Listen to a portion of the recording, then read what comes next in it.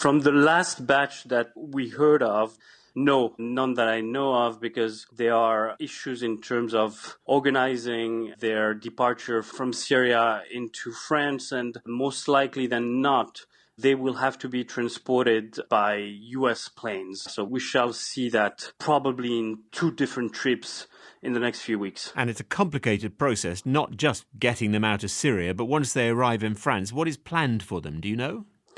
Exactly the same as what happened with all the returnees that have trickled down to France. They will be taken care by authorities and put through the system of trial and looking at what they've done there and not done. But something important is that out of that number that is not 130, but actually 115, 70 to 80 of those people are actually kids, most of them below the age of 7. So total, we expect about 40 men and women, most of them extremely well known to security services, so likely to go on trial in a few months or years.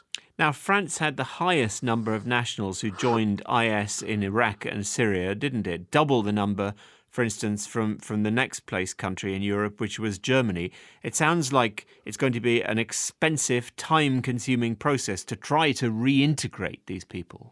Right. I mean, the main issue will have to do with the kids and the new generation, because there's going to be a need for social services, psychological services, education, because most of the other people, especially the jihadists that fought within IS, it's going to be extremely unlikely that they will reintegrate society as if nothing happened.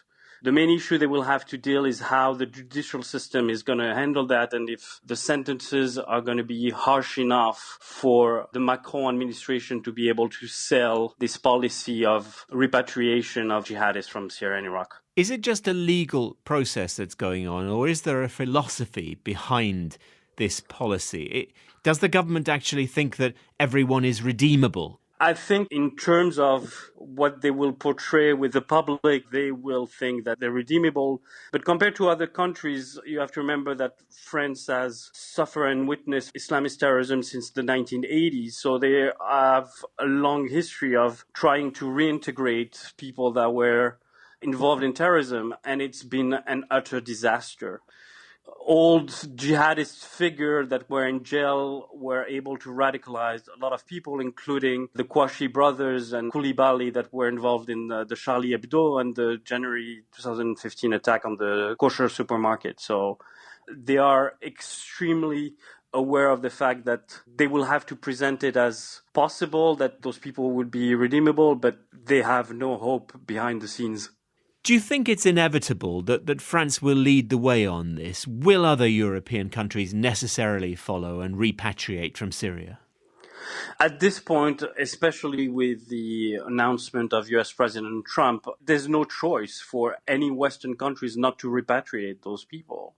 Nobody would take the risk of leaving them, in the open, roaming free in Syria and Iraq and hoping for them not ever to come back home and possibly carrying out a terror attack. You imagine the disaster that those governments will have on their hands if that were to happen. So it's a non-starter. Now we know for a fact that those people are coming back home.